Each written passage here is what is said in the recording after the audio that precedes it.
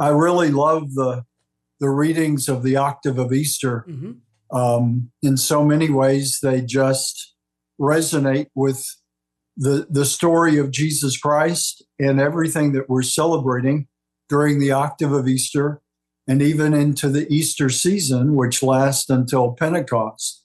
And it needs to be not just one moment where we live in such a fast-paced world. I would imagine that all of us, you and I and everyone listening, before you know it, it's another Wednesday, it's another Sunday. Things move very quickly. The wisdom of the liturgy is to say, let's slow down. The beautiful imagery of the Easter, the octave, is to be treated as if it's one day, one continuous day. And the liturgy says on this day, not like we celebrated yesterday or 3 days ago, but throughout the octave, it's on this day. And I think that reminds us of what a day, the day of the resurrection of the Lord, really is. In this beautiful gospel passage, like all the passages that surround the resurrection of the Lord,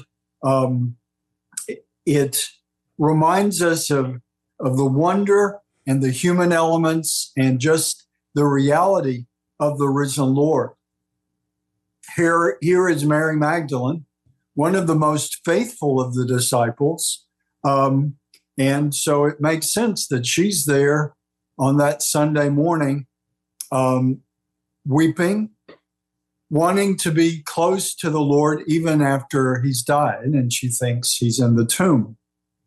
Of course, he has risen, and the angels more or less tell her that. And then she encounters Jesus, and I think it's beautiful that she doesn't recognize him. She thinks he's the gardener. Yeah.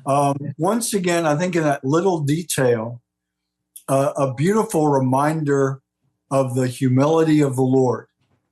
Even after he's risen, after he's in his glory, his risen body, he appears to her and still is not overwhelming her with his glory.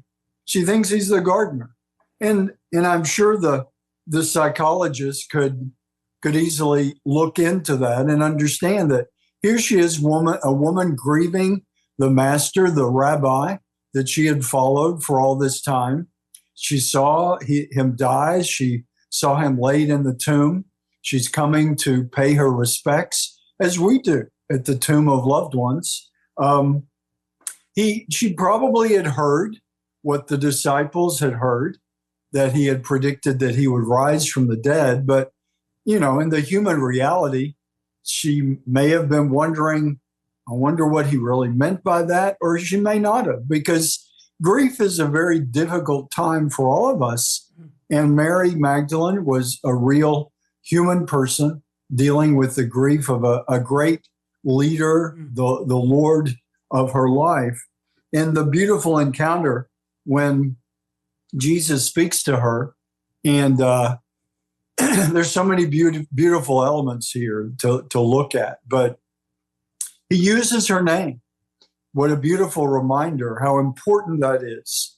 The name that we have been given, the name that the Lord will call us one day. It's important, and there's so much in that intimacy of Jesus saying simply Mary. And in that moment, she recognizes who he is, and kind of beautifully uses a nickname, you might say, Rabboni. Mm-hmm. Not even just rabbi, but Rabboni is more kind of the diminutive, kind of my little rabbi. But it expresses an intimacy that really is beautiful as Mary sees the risen Lord and had to be, literally knocked off her feet by this encounter with Jesus risen. And here she says, Rabboni. Another beautiful element of this I think is worth reflecting on is where he says, don't hold on to me, don't cling to me. Yeah. I've got to continue my mission. He implies with that. And I think it's very significant to recognize in the mystery of his risen body, we don't get a lot of information about it, but it is a body, obviously, that you could cling to. Yeah. A real body, a body that also can appear and disappear and go through walls, Yep. and things that our bodies can't. But his risen body is different. But he also, as we'll hear in the resurrection appearances, he has breakfast. I mean, he eats with them.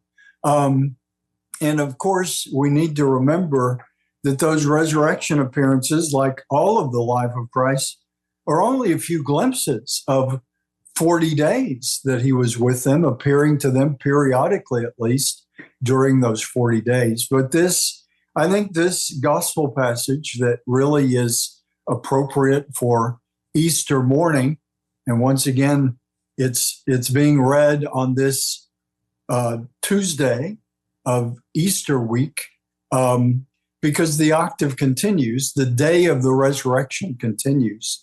And so it's a great opportunity for us to rejoice in the resurrected Lord and to be strengthened in our faith and to really know the impact of that right here and now. You mentioned before we started recording Sure. that you've heard of some big stores, even like Target, that are Right. closing for Easter Sunday. That's right. Would that they would close every Sunday like they used to when we were kids. That's right. And that's not that long ago. I mean, it's not hundreds of years ago. Back 60 years ago, many stores used to be closed on Sundays because of what we call blue laws. I'm honestly not sure why they were called blue laws. That would be interesting to research, but they were called blue laws, and these were laws that restricted activity on Sunday because the culture did a much better job of reminding us, all of us. I mean, these were laws that were for the nation or for the state that didn't just apply to believers, but they applied to everyone. And I'm sure that's part of the reason they've been gotten rid of, because the non-believers probably protested somewhere along the way. Hey, how come we can't go shopping like we usually do? But when we know what Mary Magdalene in this gospel knows, that Jesus Christ is Lord of all, he has died and risen for all humanity, we need to encourage that acknowledgement of that, even for those who haven't come to believe.